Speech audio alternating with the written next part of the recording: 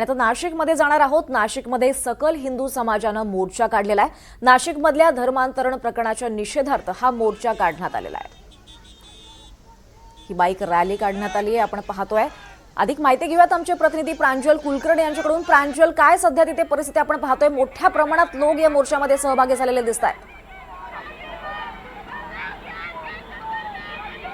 दीपाली, आपण जर बघितलं तर जवळपास 2 किलोमीटर हे अंतर जे आहे ते या बाईक रॅलीने पार पाडलेलं आहे। आता सध्या गडकरी चौक, त्र्यंबक नाका परिसरामध्ये हा मोर्चा ही रॅली जी आहे ती येऊन पोहोचली आणि जिल्हाधिकारी कार्यालयावरती ती धडकणार आहेत।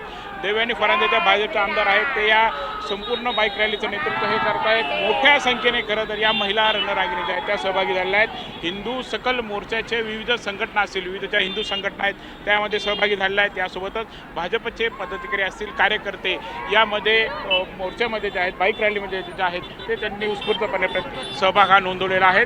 एकंदरीतच बघितलं तर नाशिकमधील जे काही नामांकित IT कंपनीतील धर्मांतरण आणि महिला अत्याचाराच्या आरोपाचं जे काही प्रकरण आहे ते गाजते, त्यामुळे खळबळी उडालेली आहे। एकूण 9 गुन्ह्यांची नोंदही करण्यात आलेली आहेत आणि आत्ता सध्या जर आपण बघितलं तर SIT कडून तपास सुरू असतानाच आता यामध्ये ATS असेल किंवा इतर ज्या राष्ट्रीय तपास यंत्रणा आहेत त्यांच्याकडून देखील तपासाला सुरुवात करण्यात आली आहे, चौकशीला सुरुवाती करण्यात आलेली आहेत। आणि एकंदरीतच आपण बघितलं तर आता काही वेळापूर्वी ज्या आमदार देवयानी फरांदे यांनी NDTV मराठीशी बोलताना काही गंभीर आरोप देखील केलेले आहेत। हे खरंच एक मोठं इंटरनॅशनल रॅकेटच असू शकतं। यामध्ये अनेकांचा सहभाग दिसून येतोय। दिल्ली ब्लास्टमधील आरोपी असेल तो देखील यातील काही संशयित आरोपींच्या कॉन्टॅक्टमध्ये होता असं देखील त्यांनी म्हटलेलं आहे। आणि यामुळे खरं तर हे संपूर्ण प्रकरण आणखीनच दिवसेंदिवस गंभीर होत असल्याचं बघायला मिळते।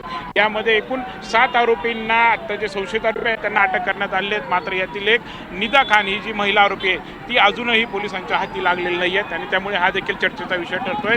दरम्यान याच सर्व पार्श्वभूमीवर आपण जर या मोर्चामध्ये बघितलं तर IT बचाओ जिहाद हटाओ असे अनेक फलक घेऊन